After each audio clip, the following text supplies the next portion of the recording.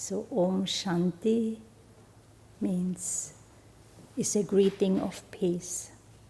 Om I am and Shanti means peace. So for the first few minutes, Achal will share with us a few words and then I will continue. Yeah?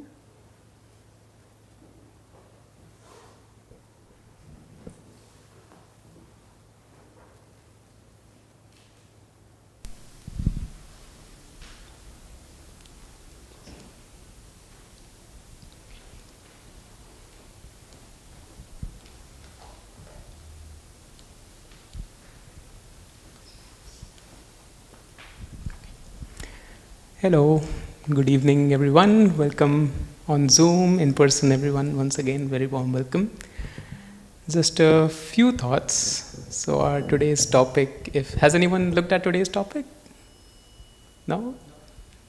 Could you tell us what are we reflecting on today? When to say yes and how to say no. When to say yes and how to say no. Right? I think it's a very wide topic again. Few thoughts. I was just wondering while we were meditating, we live in the age of computers, technology. How many of us are familiar with little bit, not too much technical, but little bit that computers work in binary? It's either a 1 or a 0. Or it could either be a yes or a no. Right? But in general, do we find life's events like that? Maybe not. Maybe we have a lot of gray areas, right? As a little, exercise for ourselves, I could pose some questions for us all, and we could just try to think of the answer in either a yes or a no. If you wish, you can speak up. If no, you can just keep it in your mind. But let's try to keep the answer either as a yes or a no. Have you all have been having a great day so far? Okay. Would everyone like a sweet after the talk? Okay. Okay, let's bring one experience that we have had with someone or something or some situation that has been really good, and we have been really happy and content by that person or by that situation. Would we want a similar interaction again? Would we want to avoid any bad experience that came along with it? Okay. So we were very clear, right? Was there any kind of decision making involved? Probably little bit we have done in the past, but because we have already analyzed it a bit, we know what we want. We are clear what we want. And therefore, the decision that comes along with it is also very clear. We didn't find ourselves to be in a gray area or a gray spot. Right? So one thing is having this clarity on a very practical level in our day-to-day interactions with anyone who we interact with any situation we encounter in life, with any person, with any situation. But the other thing is, and maybe some of you who were here even for the meditation from 6 to 6:30 might be experiencing, it's a different kind of a struggle maybe, or a different aspect to have that clarity when thoughts come. And then do I find myself in a clear position where I can say to a particular thought, yes or a no? Or do I find myself in a gray area? Right? So that's what we will be reflecting on today. And Sister Ines will be taking us on that reflection. And hopefully with this wisdom that we take a little bit, we can put it into action when we go back. So very warm welcome once again. Over to you, Sister Ines.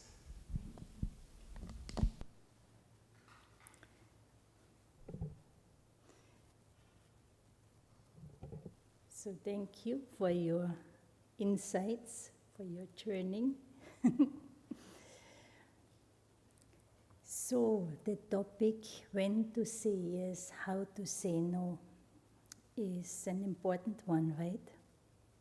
Isn't it? Yes? Yes. Why? Why is it so important? Yes or no, 2 words, very short words, easily spoken. But so much can come with it, and so much can come after it, right? So every day we have to make so many decisions.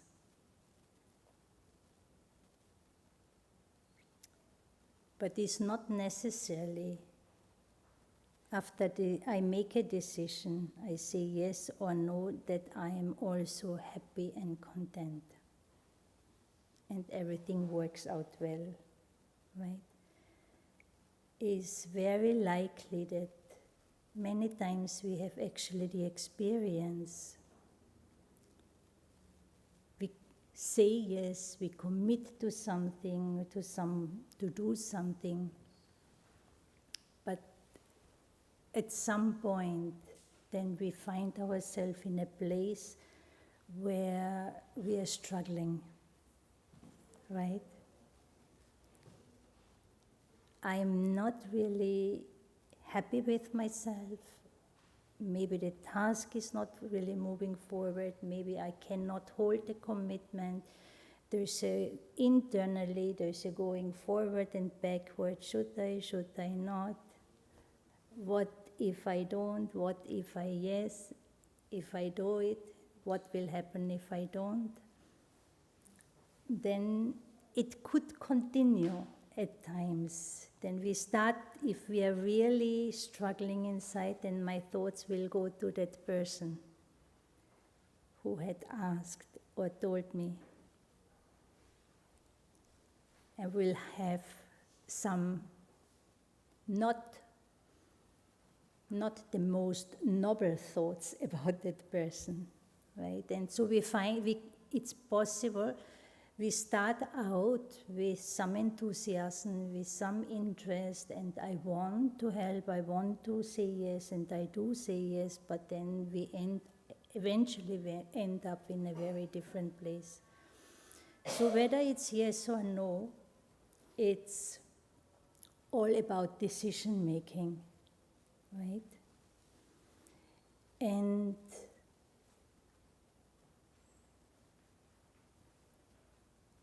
there are many different aspects that influence our decision making. Like, for example, I want to ask you now, I will also ask you a question. And you ask that question to yourself. What is the foundation of your decision making in life? On what basis do you make decisions?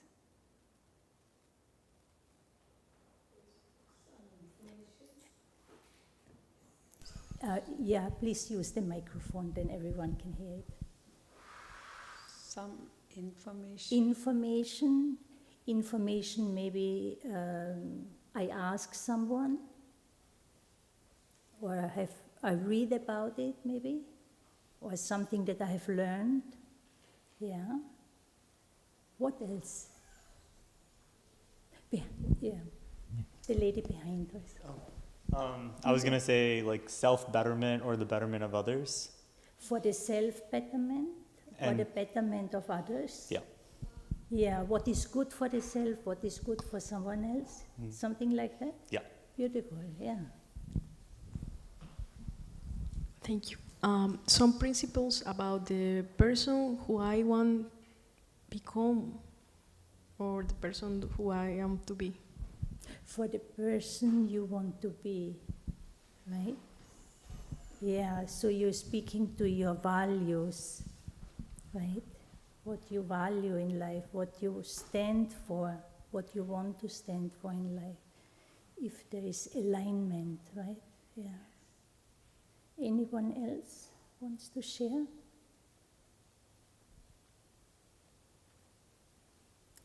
Now, before I came to this study,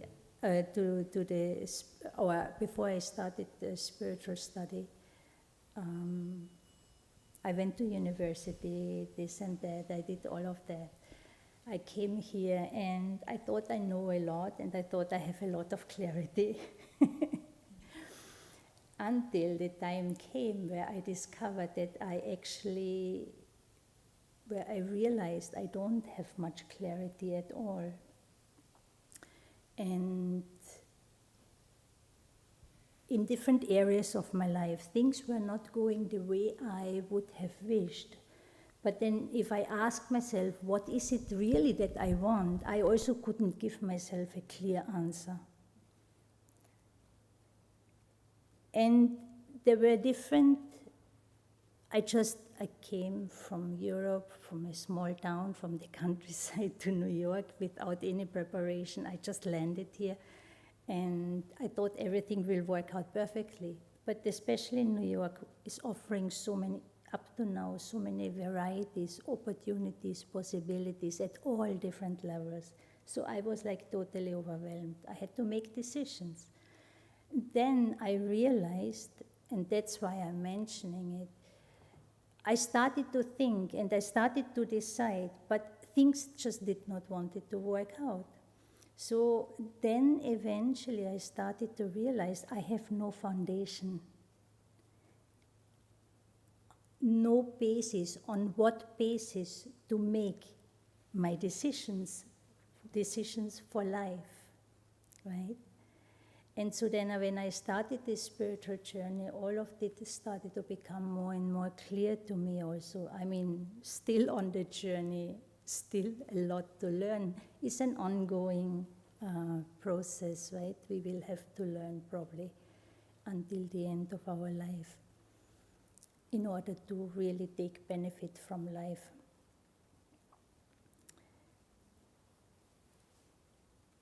There are so many reasons why we say yes at times, no at other times. Sometimes out of habit. Someone may just have the habit always to say no for whatever reason, right? You may not even know why you are doing this, but it has become a habit in your life. We could say yes or no because we have likes or dislikes, preferences for the person or towards the person who is asking.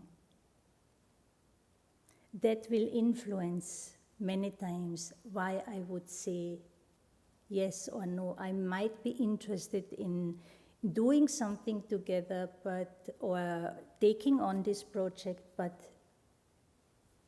not with you or for you, right?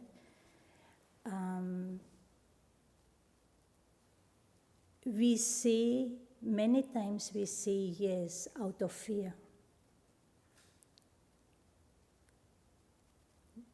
What will happen to me if I say no in this case, right? So there is some kind of fear of what will happen to me, what will they think, what others will think if I don't do it. So we feel pressured at times to say yes. And I'm speaking about life, so different areas in life, whether it's family, work, with friends, similar situations, right? We can carry with us different habits. For example, the habit to please others. And in order to please them, I will say yes, right? And so if I'm pleasing people, then I'm afraid that if I say no, which I actually would like to, but I'm hesitant, I'm a little bit scared to say no because I don't know what will happen if I say no. So you don't want a conflict, you want to avoid, you want to make sure that the other person is happy with you, right? So we please others to make sure that they are okay with me, they like me, they are happy with me. So I need their approval of myself, that reaffirmation from the other person about myself, because if I don't get it, then I'm not okay. Now, if I say yes because of that, I will be in trouble, right? We also carry, to different degrees, to different extent, prejudices. We may not even know that we carry certain prejudices, that we have certain prejudices towards certain people, certain groups of people, right? We make assumptions, we have developed attitudes or have attitudes towards certain people, the way they look, the way they speak, the way, I don't know, what I'm seeing, right? And make immediate judgment, and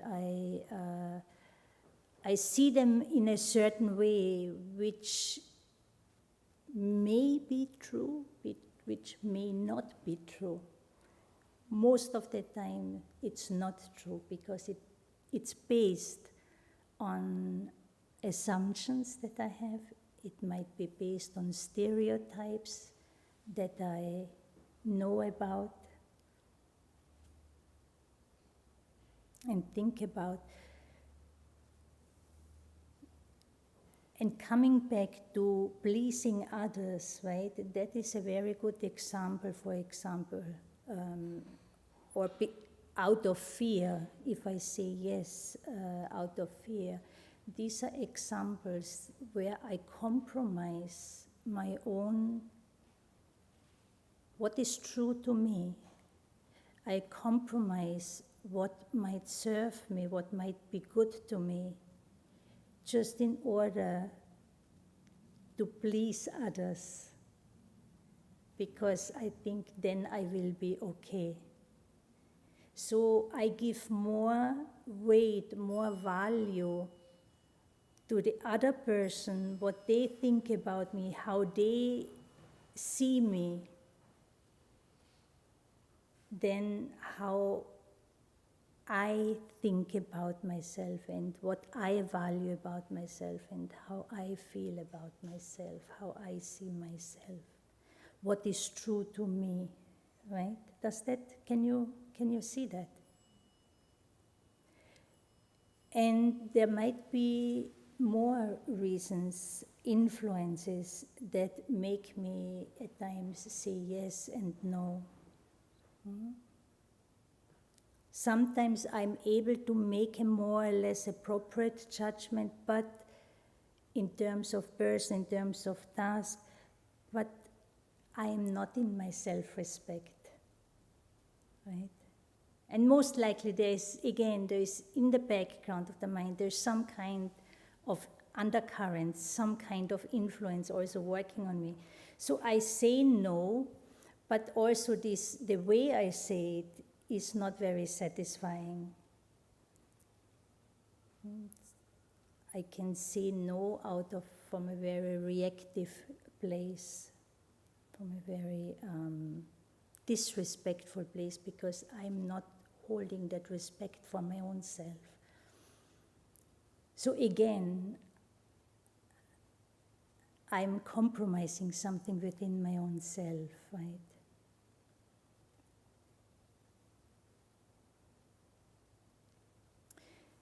I have learned and learning that it is very important to take time for the self and to check in with the self before we make a decision.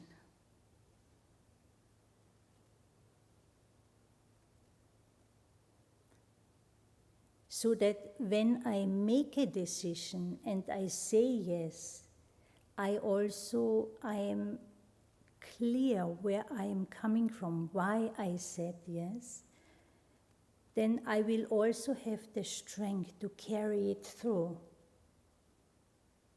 But many times in life, especially if we don't have a practice of meditation, because that really helps us to slow down a little bit and go inward, right? If we don't do that, we become so habituated and reactive.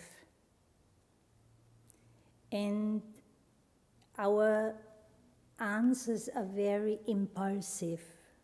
How I feel in the moment, what I see in the moment, what comes to mind in the moment.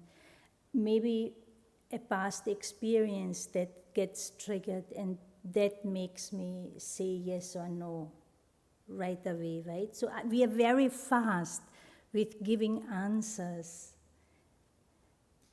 but we don't necessarily have the clarity of what's going on inside, actually.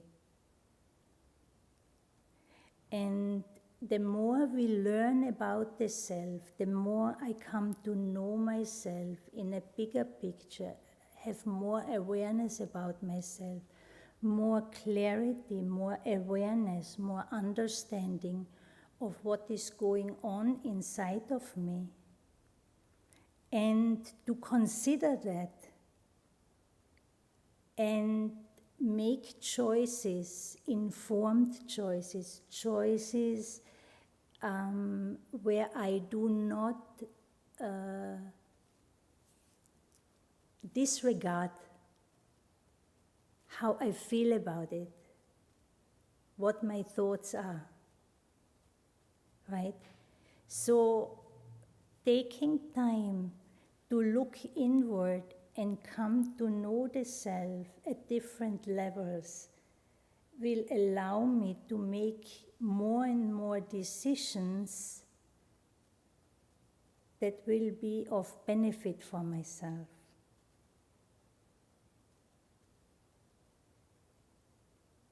And if I make a decision and it turns out it's not the right decision that I made, because I have consulted myself, because I have checked in with myself, because I have reflected on it before taking a decision, I will not, I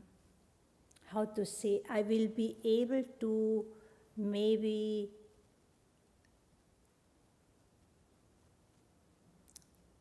I discover that I cannot continue with what I have committed to or what I said yes to. So I will find a solution instead of struggling and battling with myself and feeling bad again. I think the key word here is solution. I will find a way out. I will not just keep doing, because we all can make mistakes, no? Life is not a written book. Life is very, is happening moment to moment, and we need to learn and experiment and find out and discover. And it's possible to discover that the choice I made is not taking me into the right direction. It just doesn't work out. So because if I am in touch with myself, then I will find the solution instead of just carrying on or having, all sorts of thoughts about it and forcing myself and making a lot of compromises.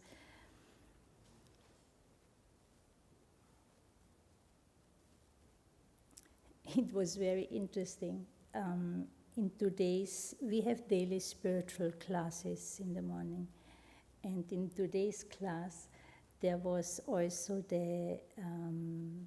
we got informed that it is actually important to say yes whenever there is an opportunity, to help somewhere, to do some service and do different things. And the first moment I became quiet, like, let me think about it, because in the past I always had reaction towards that, to always say yes, because there are times, many times you just don't want to say yes for different reasons again, right? But then I also remembered past teachings from one of our seniors, Sister Mohini, and she had mentioned over the years few times that what she has learned from her elders, she's now heading the organization, it's good to say yes. Say yes from your heart, if I'm in that place, or bring yourself to that place and say wholehearted yes, be willing, be open. That means you are not rejecting what the other one is offering, right? So I say yes because, yes, I'm interested. I would like to have. It is in my interest. Then you take your time and look at it. If it really doesn't work out, then you go back to that person and explain why you cannot do it. And I thought this is actually a nice approach. If you had mentioned that you make you inform your decision making on the basis of benefit, whether it's of benefit for yourself, for the benefit of others, right? So why would we not want to do that? We all want, and I think that's why the healthcare system is also in trouble. Constantly serving, constantly helping, constantly giving, but that also means or requires to know how to nurture, to serve myself. Because if I don't nurture myself, if I only keep giving, I will run into a burnout. So to say yes, to be willing, if I have that attitude in my life, it's wonderful. But then still I have to take time and look at it, and is it really going to work? How many commitments do I have already? Then time frame, different aspects I have to look at, right?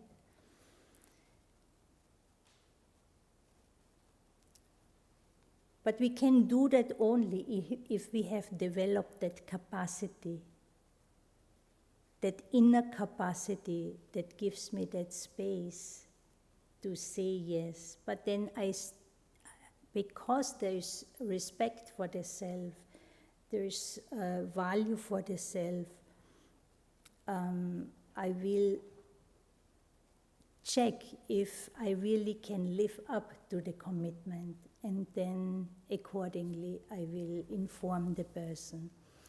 So if there is that connection with your inner world, and not only with your inner world, but also with your potential, right, with your innate goodness, if we develop a beneficial relationship with the self, if I practice being in my self-respect, where I really value myself, respect myself, and maybe not only of what I have at the physical level, but more in terms of what is it really that I stand for in life? What is my value system? What is it deep within that I truly value, right? And so if I inform my reflection and decision making from that deeper place within where I am connected to the essence of who I am, a being of goodness, right? Then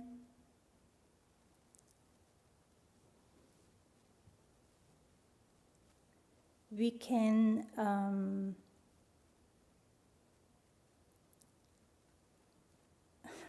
I kind of lost the thought, but it will come back. Yeah, so if I inform my decision making from that deeper place of truth within, then I am connected with myself, I am in my self-respect, right? And this is a very good place to be, actually, all the time, every moment, and inform my decisions from that place then. Because a good decision will be, one is we have responsibilities, right? And for positive reasons, we want to contribute, we want to help, we want to support, we want to be of use. We say yes, we commit, we are willing.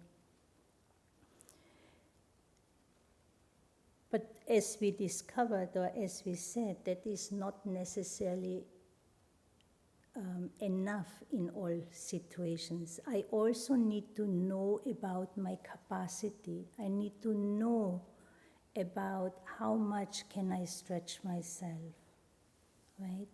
I need to have clarity about my own needs. Because, okay, I'll do that project, I commit, but there's no time left to look after my health, physical health. In the name of serving, in the name of doing good, in the name of helping, I now start to compromise on aspects in my life that are actually very important. But again, here is a very thin line, because, and I will need a lot of honesty and experience, I think. Experience of checking in with myself, relating to myself. Because there's always the danger or the possibility that there is some laziness, there's some carelessness that can influence me and compromise my choices, right?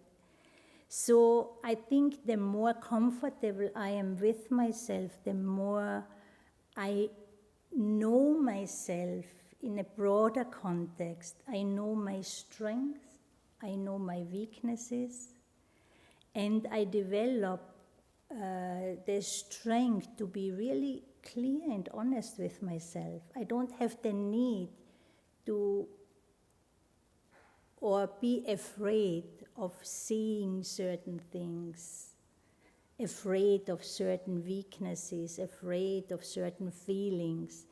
I mean, we all have it, but in working with myself, I learn to overcome this. And so when I ask myself what to do here, do I accept or not, and then how do I say no or yes, is very much connected with my inner relationship, the relationship I have with myself. Do you understand? And that also requires a lot of experimentation. Yes. I would like to ask you about the things that you told us at the beginning. You told to us about a journey in order to find the basis, or how to find the basis for yourself that you want to respect. I don't know. What I want to ask is, through meditation, how do you reflect all those things? Because when I do meditation, I tried to leave my mind in blank. So those answers that you were looking for, how appear up to you? Does it make sense? Let's see if I understood what you're asking. We practice meditation, but we also study spiritual knowledge, where I learn about myself. And so we learn about the self. We come to know that we are in the bigger picture beings of goodness, that innately we carry goodness, peace, love, happiness, truth, strength, right? And there are also weaknesses, there are also shortcomings. We have good thoughts, we have negative thoughts, right? We have all sorts of things going on. But we also learn that at the core of our being, we are beings of goodness. And that goodness is innate, that goodness is not dependent on what I have earned, what I have accomplished in this life, in this world, what I own, is not dependent on or defined by anything from the physical level. It's part of my spiritual identity. So a very subtle connection, right? And so we don't suppress the mind, we don't numb the mind. But knowing about my core, the core of my being, right? That is what I want to experience, that's what I want to, that's where I want to connect with, that's where I want to make my choices from. Being stable in the essence of who I am, right? But like I said, there are many distractions. And so the practice to guide the mind and to stabilize, concentrate the mind on something positive within my own self. So in other words, we guide ourselves in meditation to an inner space of goodness, light, and where you experience that inner peace. It's not each time a full-blown experience, but you guide yourself, you check in where your mind is, what's the state of the mind, and you connecting. The aim is to go deeper and connect to your essence, have these pure and positive thoughts about yourself. So you create an inner environment of calmness, of peace. Outside, you're stepping out of all conditioning of the mind, habits, tendencies, because there's inner peace, inner calmness, there is stillness, and that is really a very good place to then look at what I need to look and then consider what to do here. So it's a place where I am also learned to be honest with myself. And all of that requires practice, little bit of learning, but a lot of practice. Because, okay, going within, looking at myself, I may see a lot of thoughts, a lot of feelings, memories start to come back. So again, confusion, I don't know what to do, where to go, isn't it? So that's why I guide myself to this place of calmness and then think more deeply of what to do here. Because in that inner calmness, you are then connected to yourself, and your interest is to bring benefit to yourself and to others, right?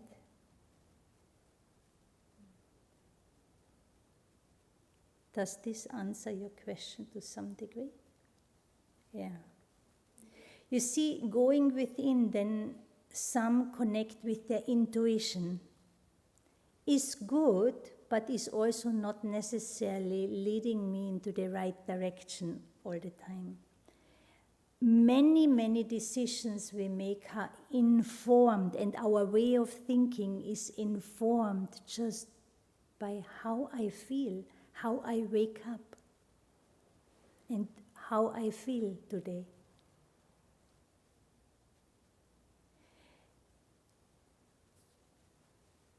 And there is more to us than just the mind. The mind is an ability, a function of consciousness. But consciousness is more complex than just the level of the mind. Even though mind is already has different levels, it's operating different depth, unconscious, subconscious, conscious level of mind.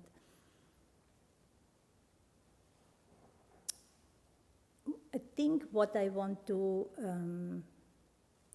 try to put into words again, to bring that across, is my state of being, whether I am calm, peaceful, happy, loveful, any positive emotion, right?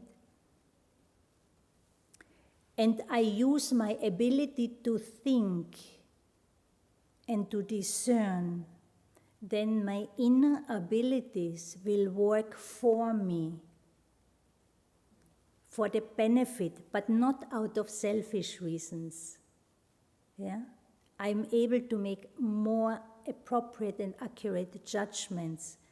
What is appropriate, what is right, what is good, right? If I am upset, if I am tense, if I am disturbed, annoyed, and you make a decision or think about something in a state of annoyance, the decisions we make, the choices we make, the choices we make, the decisions we take under those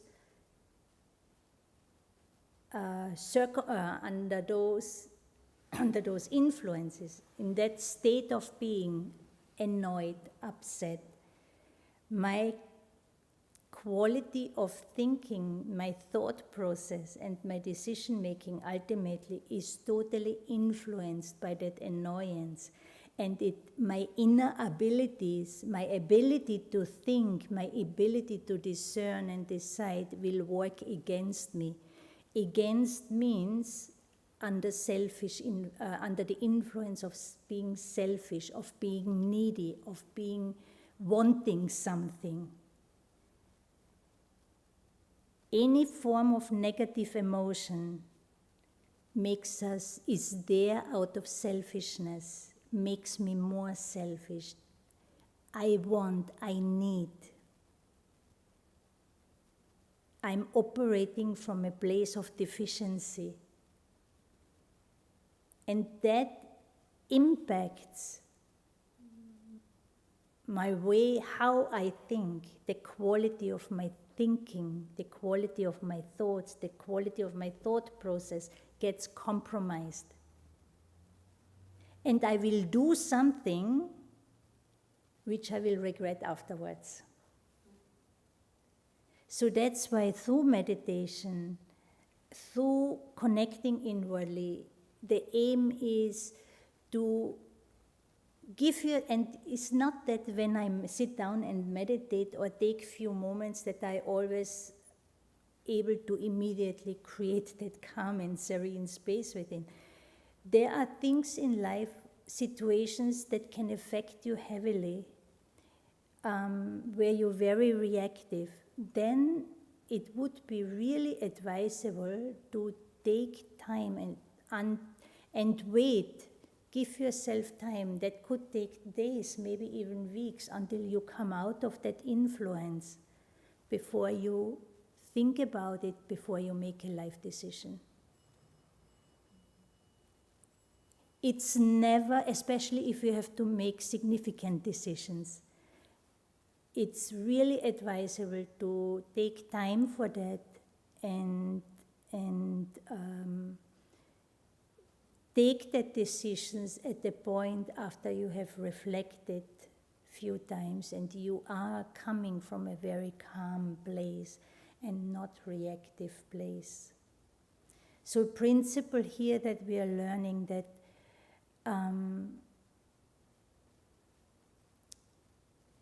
you see, we have developed that habit of being reactive. We feel many times threatened if someone thinks differently than what I think, if other person has a different opinion, if they don't see the world the way I see it, and so on.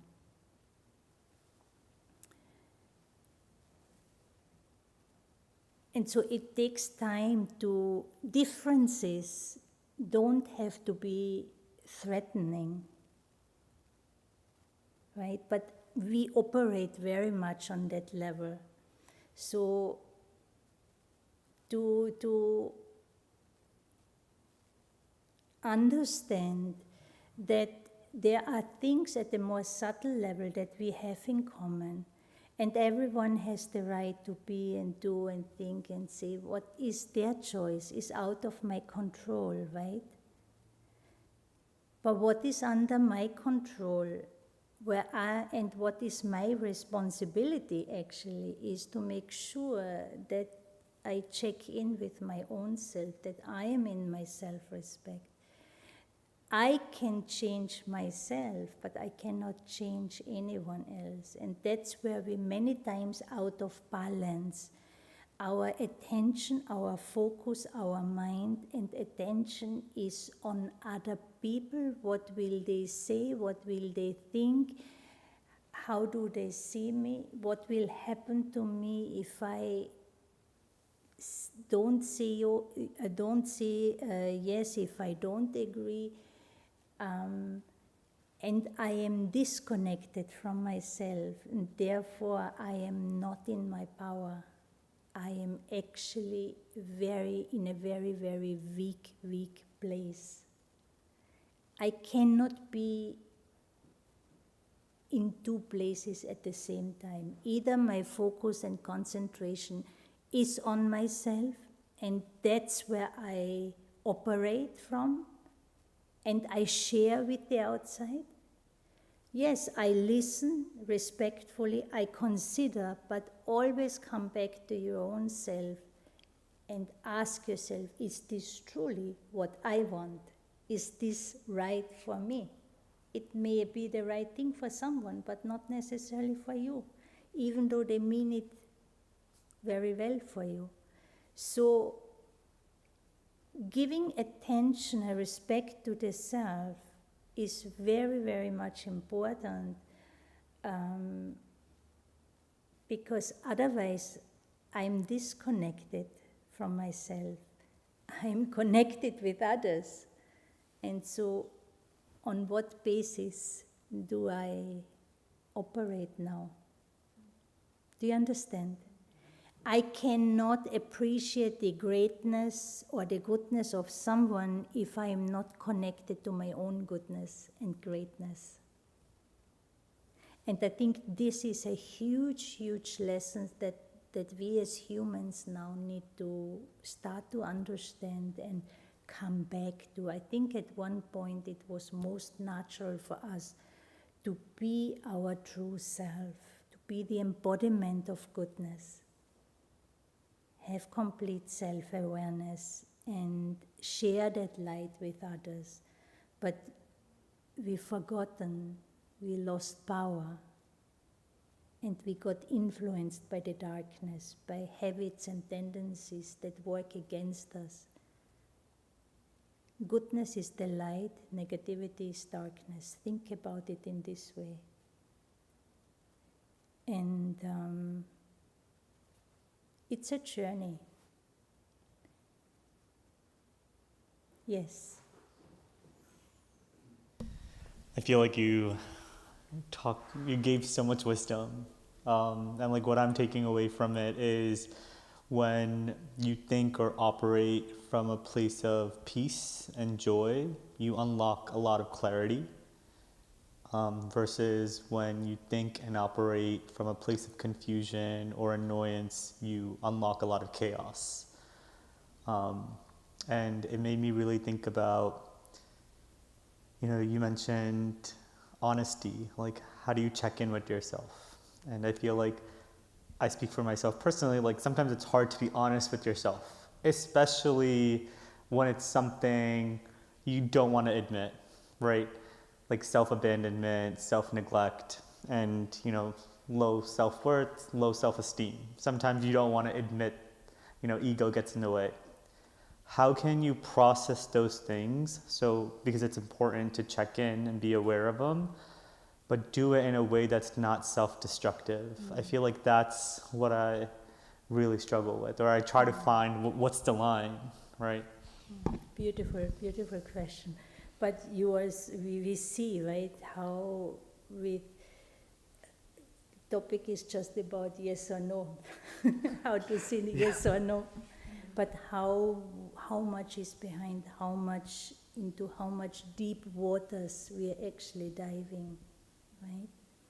So something that we are learning here is to connect. We learn about so we all have our physical identity. We are born somewhere into a certain family, in a certain country, nation, certain parents practice certain religion, there's certain culture, and so on and so forth, right?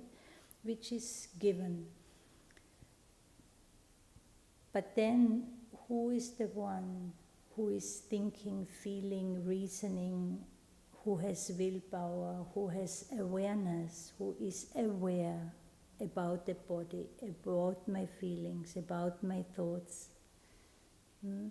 So that's where we connect at a more subtle level to myself as a spiritual being, a being of consciousness.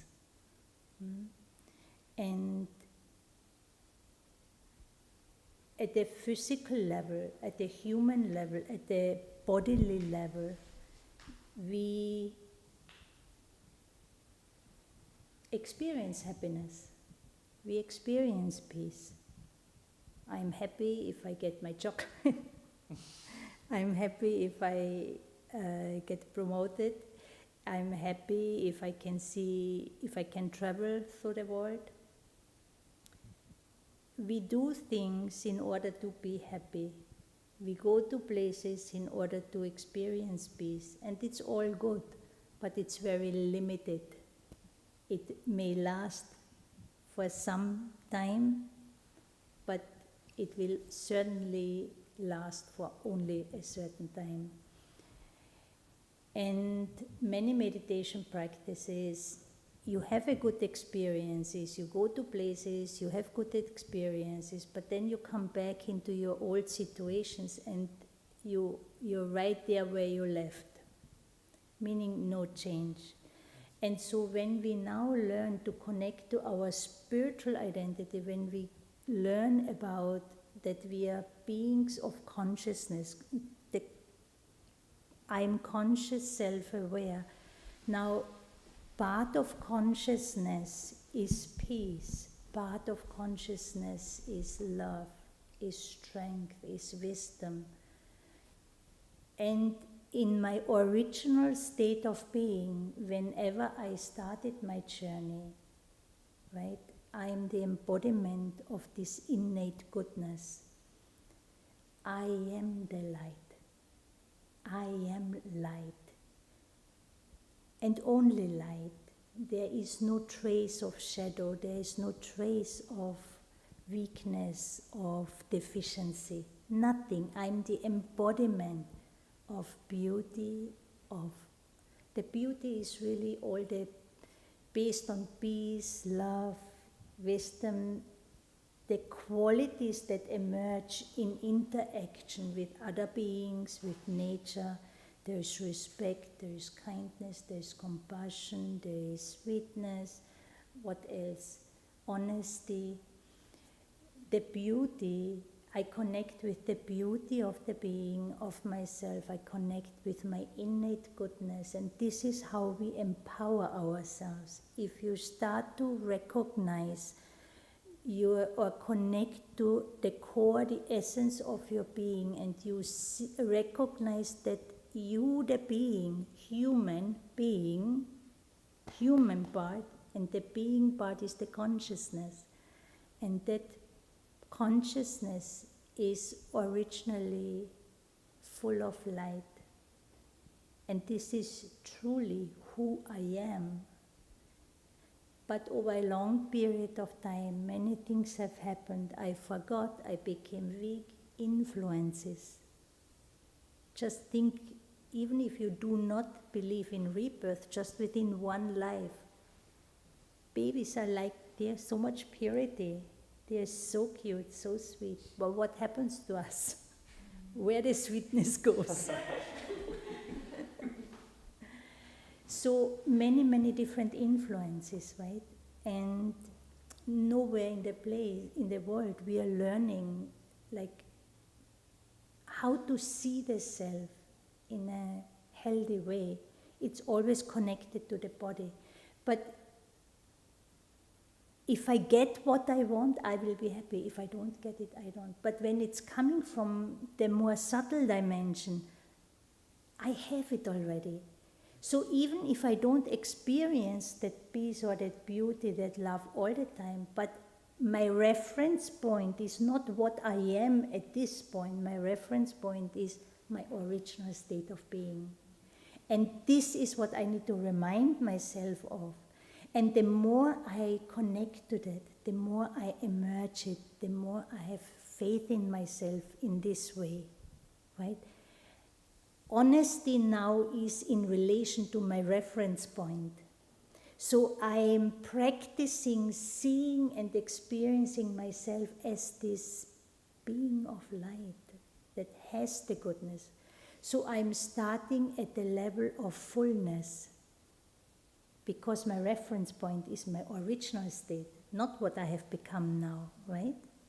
And because my reference point is a state of where I'm full and complete within my own self, the more I really make myself familiar with that and adopt that vision for myself,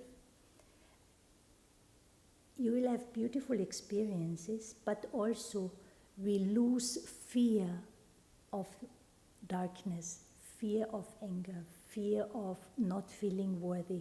We are deeply scared of feeling unworthy. We hardly can afford to feel it because where is my power?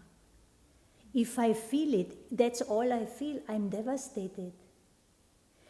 Then intellectually we try to like survive and find solutions and connect here and there and come up with some ideas, but it's not working.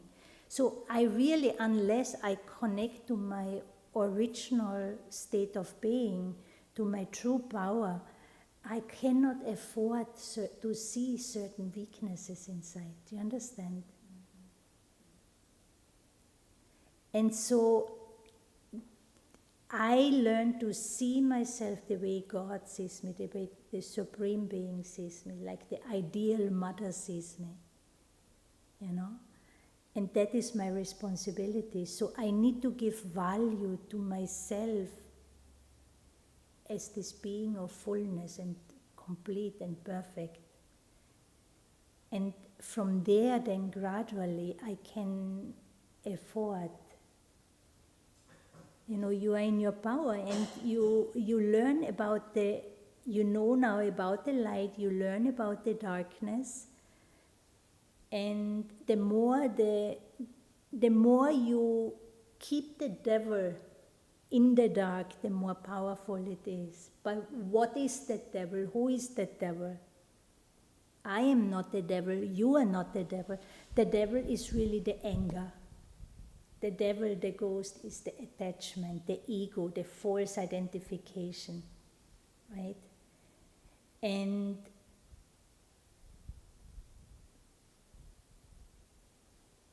if I learn, if I empower myself, then I can look at the darkness, which is simply absence of light. I can develop the power to face it without being afraid about it, because now I know deeper within of who I am.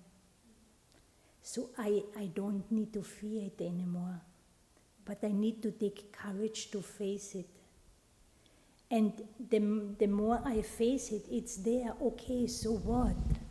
Now the other thing is, who am I? I am that being of consciousness, right? I have a mind. I can think. I can feel. These are abilities. So whatever I feel is just a feeling, is not who I am. Now that's another level.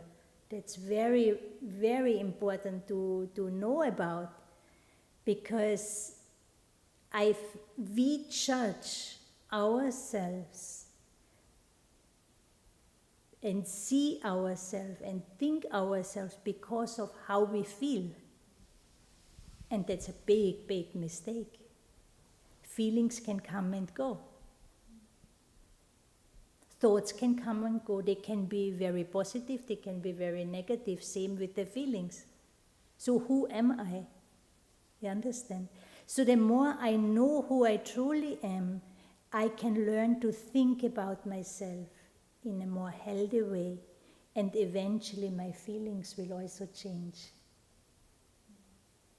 And so is something I need to cultivate and integrate in my life and do it on a regular basis. That's how things will gradually shift and change. But just the fact that you have interest and you give few moments here and there for yourself, you will feel already empowered. You will feel, I want more, because we deprive ourselves of ourselves. We give time to everyone and everything, but not to the self. And we are habituated to think negatively about the self for many different reasons. We don't have to go into that, right? And then whatever is good on us, we mostly connect with something at the physical level, or a talent or something that I have, right? But that doesn't mean that I feel my own worth, that I can see my own value without ego, without feeling better, superior to someone, or inferior, where I feel less. I don't have, I can't, I'm less than someone, I am nothing. Now we all have these tendencies, so over time, through the practice, I come to see them, but I want to see them and I want to feel them so I can become free of it. I can rise above it. So the answer is really, the solution I find is really just to learn about your true self and empower yourself, and from there we can afford to do the cleanup. And the cleanup is not painful, does not have to be painful. I don't have to suffer, because the focus is the light. We're giving consciously more and more emphasis on the light instead of dwelling on the problem or what didn't go well. Yeah? Yes. Thank you. You've said so many valuable things tonight, first of all, but something that has been striking me throughout this conversation is the topic of saying yes or no to thoughts specifically. And I guess I'm specifically thinking about it with regard to grief, Because in the past, I think I've been of the school of thought where all emotions are valid, all emotions should be welcomed. And I think in practicing through that lens, it's also, in a sense, also re-traumatized me. Because when you consistently think upon the grief, it's as though it's still there. And yet, at the same time, there's this battle to also honor this sense of truthfulness of the current emotion. So it's this desire to, yes, value the light and the beauty and all that positivity, and then there's that desire to be pulled back into the grief as though it's something one should still feel. So I'm curious how to reckon with that, or how to work through that in a way that feels authentic. Very beautiful question also. You see, in learning about your true self, about your spiritual identity, understanding yourself to be a spiritual being, a being of consciousness, it's not I came up with that idea. None of us here came up with that idea. But it's coming from a higher source, no? And it's taking us to a potential within us that I don't think anyone really here on this planet knows about, but we all have it, right? And a potential that is absolutely pure and clean. Meaning, there was a time where I lived my life with zero influence, where I was the embodiment of my true self. Yeah? Now, that pull back into grief, that could be that pull of feeling guilty, could be that pull of different things. Now, they all come from our conditioning.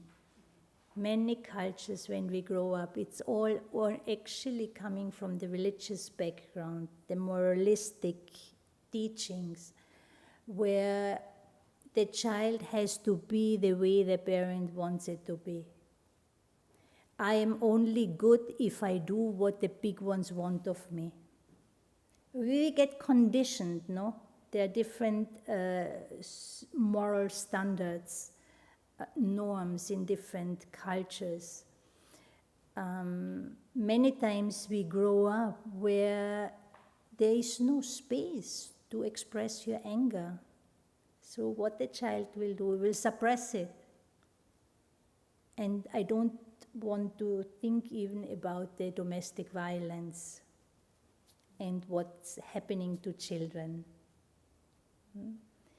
Even when a children just get slapped a little bit, that could be already traumatizing for the child. Loud noise, fighting, quarreling, no physical violence, but just all of that forceful way, not giving space for the little one to unfold and to bloom and to grow up. It's all traumatizing. It's all conditioning. And we carry that into our life. And the foundations are some beliefs that we inherit from our parents. It's true for all of us. And our parents just had to go through the same experience. They got conditioned to their parents that wherever they went to school, people they had were surrounded by the social norms at that time, at that place. It's a so-called natural thing. You can't avoid it. It's part of the journey, right? And it's a generational trauma that's being handed over generation after generation.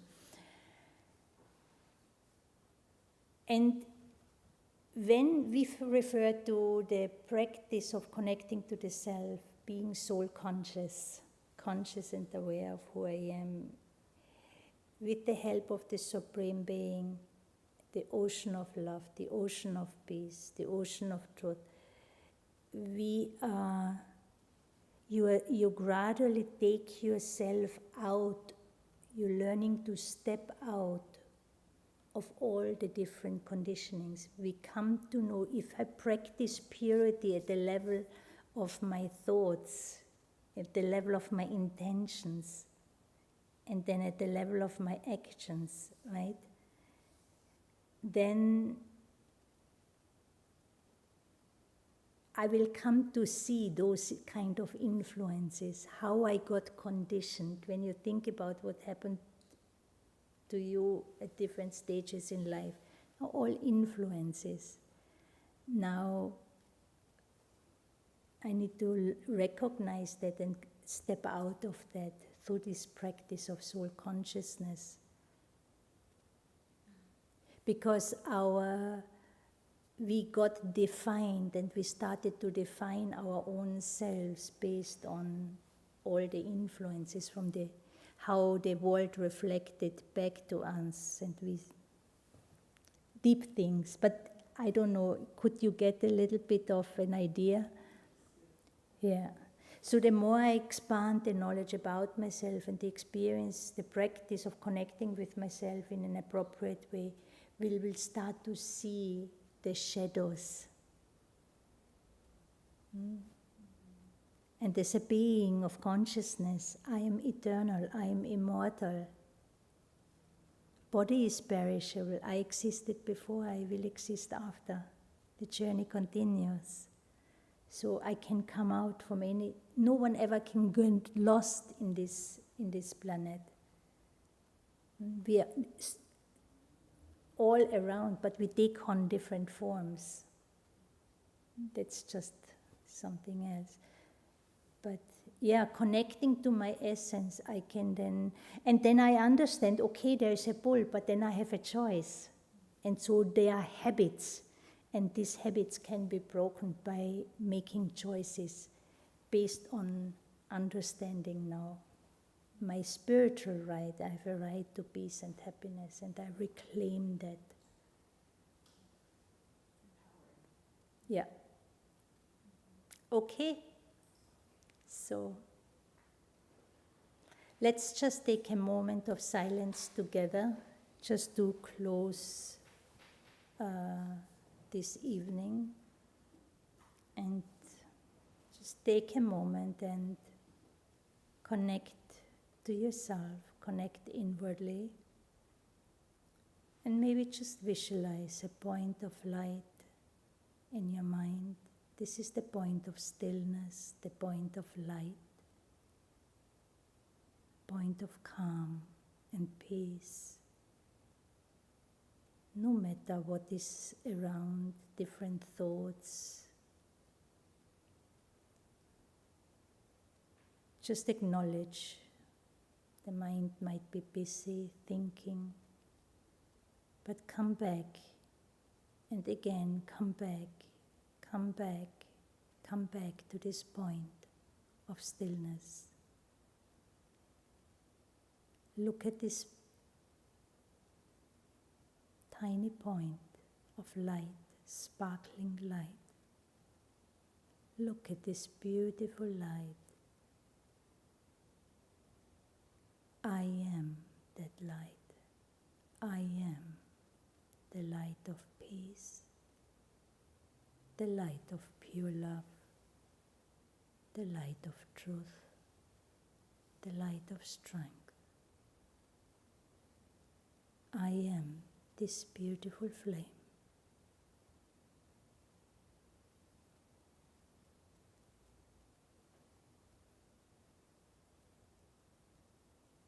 Everything else, any tendency that is not healthy, all the waste thoughts, I quiet. But originally, eternally, I am that pure, clean, beautiful light. I love it. I have love for who I am. I have respect for who I am. I value who I am. I value that cleanliness, that purity, that peace, that love. And then peace, calmness is there naturally.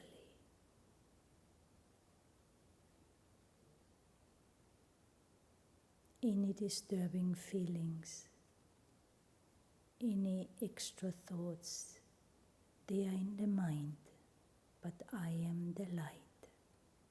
So look at the mind, look at your feelings.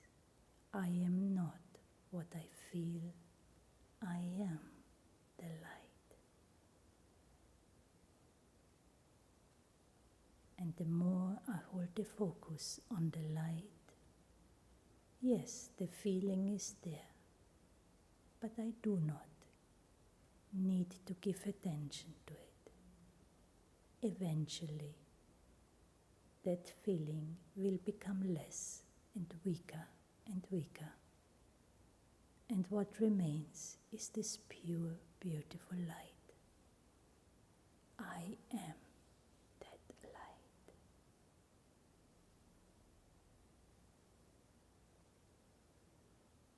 Om Shanti.